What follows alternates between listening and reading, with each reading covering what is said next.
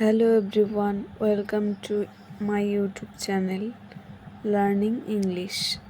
তো আজ আমরা পড়ব নাউন সম্পর্কে। নাউন কাকে বলে? যে কোনো ব্যক্তি, বস্তু, জায়গা, গুণ এবং অনুভূতির নামকেই নাউন বলা হয়।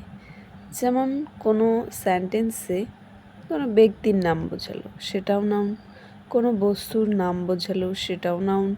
কোনো জায়গার নাম বোঝালো, সেটাও নাউন। কোনো গুণ বোঝালো, সেটাও নাউন। কোনো অনুভূতি বোঝালো, সেটাও নাউন। যেমন Ram is a good boy. Ram একটি ভালো ছেলে।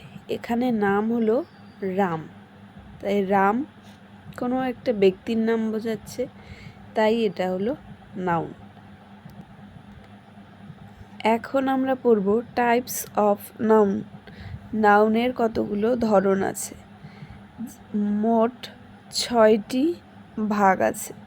প্রথমটি হলো common noun, proper noun, collective noun, abstract noun, countable noun, uncountable noun. আমরা পরবর্তীতে এই নাউনের ভাগগুলো ডিটেলসে পড়ব। ধন্যবাদ।